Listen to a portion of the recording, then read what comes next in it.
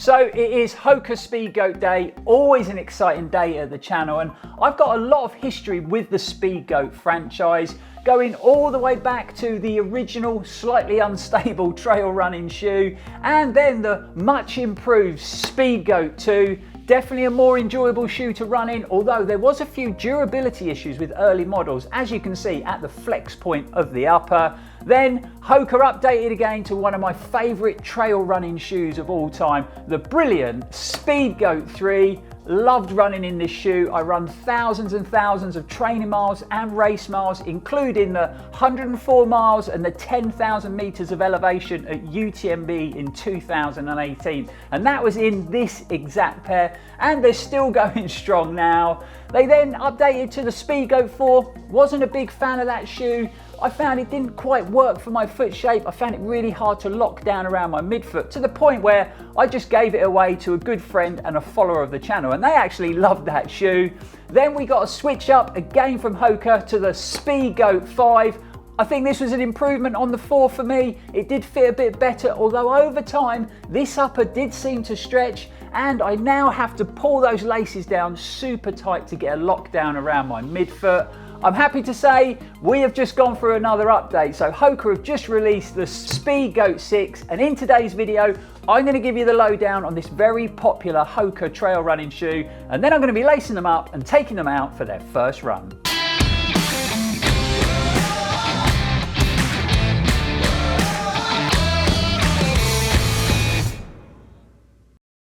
Welcome back, folks. Hope you are all fit and well out there, and you've been having yourself some awesome running adventures. I'm Lloyd Purvis, and this is Run4Adventure, your friendly, informative, running related YouTube channel. Now, I've got to start this video off with a quick apology because there has been a bit of a delay on this video. All my fault. So originally, when I ordered the latest Speedgoat, I ordered it from HOKA in a UK 9.5, my standard size, because I found that the 5s were a little bit long for me in a UK 10. Unfortunately, that was a big mistake because they arrived and the 9.5 was way too small. I was right up on the end of the shoe and I felt really constricted in that toe box. So I sent them back for a UK 10. It was a real quick service by HOKA, a lot quicker than I was expecting. So when the shoes got sent back out, I was up at the South Downs Way 100 and I missed the delivery and they got sent back to the factory. So once I got back from the race, I had to reorder that UK 10. So it really has been a bit of a palaver, but finally we've got a pair in our hands. So let's give you guys a few facts and figures about the latest version of the Speedgoat. So the latest shoe retails here in the UK for £140. My pair in a UK 10 weighs in at 297 grams, so just sneaking in under 300 grams, which I actually think is pretty good when you consider it is a deeply cushioned trail running shoe. We've got a 5mm heel offset, and if I flip them over, you can see that we've got a Vibram Mega Grip rubber outsole with this 5mm multi-directional traction lug pattern. Glancing quickly at the shoe, it doesn't look like there's been any massive changes this time round. So the outsole design is pretty much identical to the previous version, although we do have a slightly different lug layout on the heel section. There's been a few subtle tweaks made to the midsole construction, but the bulk of the changes come when we look at this upper design. I personally think that's a good thing because it was upper fit, feel and performance in the 5s that I had a bit of an issue with over time. The first thing I'm noticing is that HOKA have gone for this new woven textile in the upper. It's feeling sort of nice and hard wearing, like it's going to be a bit more durable this time round. I'm also happy to see that they've redesigned the gusseted tongue. The tongue in the Speedgoat 5s was way too short. It was also under padded, super thin. So good to see that HOKA have added a bit of length on that tongue, and they've beefed up that padding where those laces pull down tight across the top of your foot. I think this is really going to help when it comes to sort of fit and lock down around your midfoot, but also overall comfort. We've got pretty much the same ankle collar and flared heel design that we had on the previous version, although HOKA have added this handy loop there on the heel of the 6s. We've got some good structure in the back end of that upper from a nice substantial heel cradle, a pretty standard looking lace system with some overlays around the lace eyelets just for a bit of extra durability. And then finishing up, HOKA have wrapped that rubber outsole up over the toe just to offer you a bit more upfront protection when you're out on the trails. Trying them on indoors just to check the sizing, it does feel like the Speedgoat 6 works a bit better for my foot foot shape, I could get a better lockdown around my midfoot, and I wasn't having to pull those laces in super tight. But I guess the real test will come when we get out on the trails, and that is exactly what we're going to do now. This is only my second run back after running the South Downs Way 100. So before we get outside and we get running, I'm just going to loosen my legs off with my massage gun. And that is actually the perfect segue into today's video sponsor, Bob and Brad. Now, if you've been following the channel for any length of time, you'll know that a massage gun, and in particular a Bob and Brad massage gun, has become a big part of my post and pre-run sort of body maintenance routine. Now, it's only been a couple of weeks since I completed the South Downs Way 100, so obviously my body and legs still recovering, and they do feel a little bit tight this morning. So just to be on the safe side, we're going to get the massage gun fired up, get that big ball head on. I'm going to get into the calves, loosen up any of that tension, and then we're going to work on those big muscles that run down the front of the shin. Once we've done that, I'll get into the glutes and into my hip flexors. So let's fire up the gun and let's get massaging. Okay, so that is the massaging done with the ball head. We're going to have a quick change over to the pointed head now.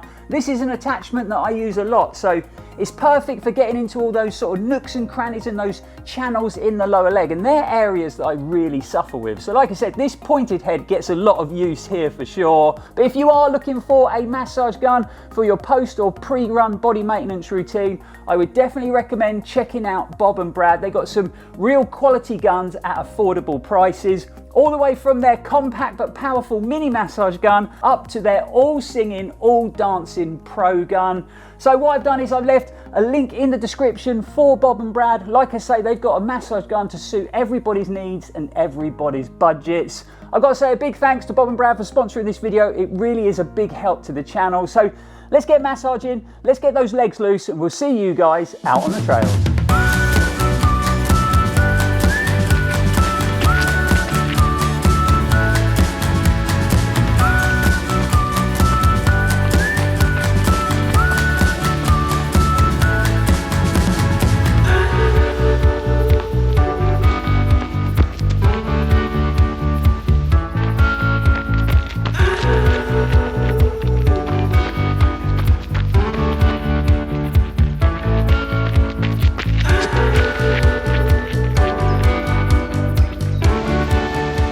Okay, so we're into Hiddy Woods and a real steady first couple of miles. Like I said, only my second run back, so we're not going to get carried away. We're still recovering. We're going to take it nice and easy for the first half of the run. If my legs feel good, then I'll push a bit on the second half. Like we already mentioned, I think we know it is small on sizing, so this UK 10 is definitely giving me the right amount of length in the toe. So I would definitely recommend going up at least half a size. As far as the width goes, I would say average to narrow on width in the toe box. So again, if you do have a bit of width to your foot shape, HOKA actually offer a width option, and again, I would definitely go for that if you do have a wide foot. I am definitely noticing the change to that gusseted tongue. I still think it could be a little bit longer. It's not the longest tongue in the world, but that little bit of extra padding where the laces pull down tight, it's definitely making that tongue sit a bit more comfortable over the top of my foot.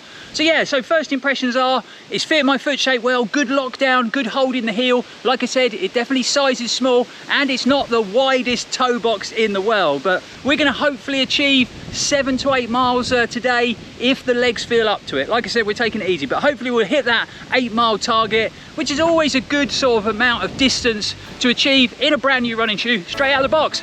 Let's crack on.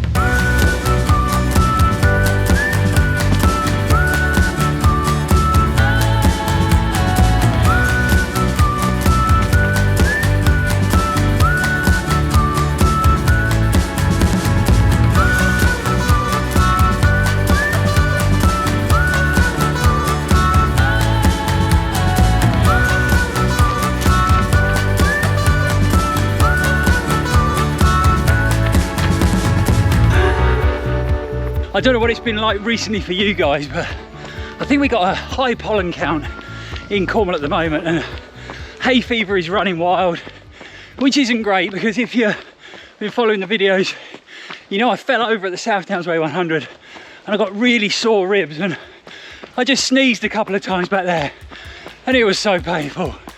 Damn you, hay fever.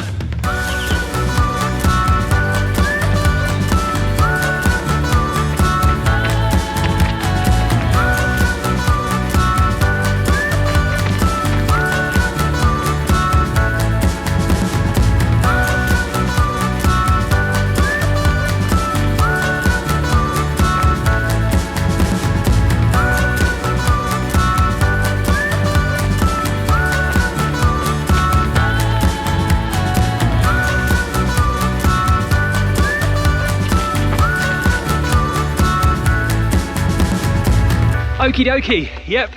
I am walking all the big hills tonight, that's for sure, because at the end of the day, this isn't a training run, it's just a recovery run after the 100 miler. And you know, every run after that race is super positive, because if you can get through that kind of distance without picking up any niggles or any serious injuries, you really can come out the other side gaining a lot of fitness and a lot of strength to take into the rest of the season. So really happy with how the body's feeling, but we are heading back to the adventure bus and we're going to get those 8 miles in tonight. As far as the shoe goes, well, what can I say? It is very HOKA Speedgoat like. You know, if you were hoping for some groundbreaking changes in this latest model, then you might be disappointed, because it does feel very similar to the 5s. The midsole is giving me really good levels of underfoot protection on all the rocky stuff. And I've always been a fan of that rocker geometry that HOKA put in the Speedgoat. Seems to be nice and efficient. It's helping me along the way, which is exactly what my tired, weary legs need tonight. But anyway, let's get up this hill. Let's get back to the adventure bus and back to the studio, and then we'll give you a full breakdown on how the new Speedgoat has performed on today's run. Walk, Lloyd, walk up the hills. Bang on 8 miles by the time we got back to the van, and I was actually really happy with how the run went. If I'm honest, my quads were feeling pretty fatigued by the end of it, but that's to be expected and it comes as no surprise, because my quads really were trashed by the end of South Downs 100. So there's definitely a little bit more recovery needed there. As far as the new Speedgoats go, lots to talk about, some good, some not so good, but let's start with all the positive stuff first. So first up, I think all the changes that have been made to this new upper design have worked really well and are super positive in my opinion. So first of all, really like this new woven textile that HOKA have used. It felt nice and breathable on the run, and it's going to be interesting to see how they hold up to mileage, because it really does look and feel like it's going to be super durable. Really comfortable around the ankle collar, just the right level of padding for me, and a nice secure hold in the heel. So I had no movement and no slippage. Same goes for that new tongue design, so a big improvement for me when I compare that to the Speedgoat 5s. It just seemed to offer me a bit more comfort over the top of my foot with that extra bit of padding, and for my foot shape, the shoe just locks down better around my midfoot, and it stayed locked down throughout the run, so I didn't have to stop at any point and retie and adjust those laces, which is always a good thing. Speaking of the laces as well and tying them, I didn't have to pull them down anywhere near as tight as I had to pull them down in the previous version to get that nice secure lockdown. So it really is thumbs up all round for me when it comes to this new upper design. As far as the outsole goes, well, you could see it was nice and dry out in the woods today, and not a lot has changed with this outsole design when you compare it to the last 2 versions of the shoe. So obviously we've still got that brilliantly sticky Mega Grip rubber from Vibram, so we know this outsole is going to perform well on rocky or wet rocky trails. If you've never run in a trail shoe with this rubber on the outsole, then you know you'll really struggle to find a better gripping rubber in those types of conditions. However, in the past I have struggled with this lug pattern in muddy conditions. Even though it is a 5mm lug depth, what I tend to find is that it does clog up with mud and it doesn't clear it very quickly, so traction can become a problem. And I've had it a couple of times in really muddy conditions where it was literally like running on ice. So maybe not the best shoe for a muddy winter here in the UK, but out there today on those nice dry trails, it performed really well. So pretty positive when it comes to upper fit, feel and performance and the outsole. But now for the not so positive stuff. Now I know this is a brand new shoe straight out the box, and some running shoes just take a bit more time to bed in and soften up. However,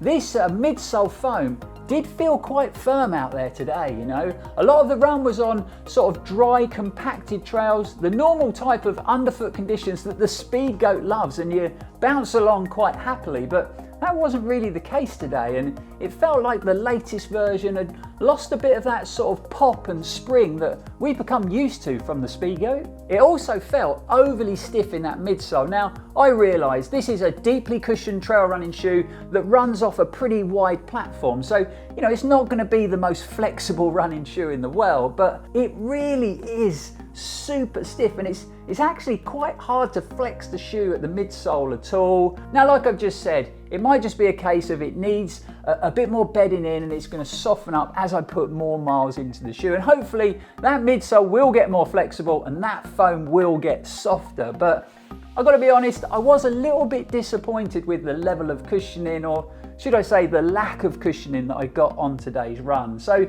the jury is definitely out when it comes to the Speedgoat 6. And on that bombshell, there you have it folks, the latest version of the popular Speedgoat, the Speedgoat 6, and how it performed out there on its first run.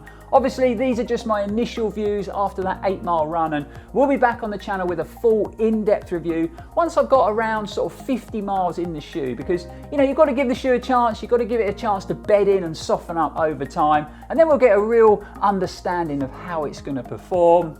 I'd love to hear from you guys. If you've got hold of a pair of the new Speedgoats, what do you think? Do you think that midsole feels a bit too firm? Or do you like the fact it feels a bit firmer and it feels a bit more planted and a bit more stable on uneven ground? Let us know your thoughts in the comments below. Really hope you've enjoyed the video and you found it helpful. If you have, don't forget to smash that like button and maybe subscribe to the channel if you haven't already. Super simple to do just by clicking on the little red box down there in the corner. But best of all, it is completely free but a real big help to the channel. While you're there, maybe hit that bell icon as well, because then you'll be notified when we upload any new exciting running content. And speaking of content, we got some great videos heading your way soon, including my full race day video of all the highs and lows as I took on the South Downs Way 100 the other week. So keep your eyes peeled for that. And as always, stay safe and keep on running. I felt that the Speedgoat 5s in a UK 10 were a little bit too long for me, so I thought I'd stick. Unfortunately, that was a big mistake because the UK 9.5. Initially, when I ordered the new Speedgoat from HOKA, I did feel that in the Speedgoat 5s they were a little bit long for me in the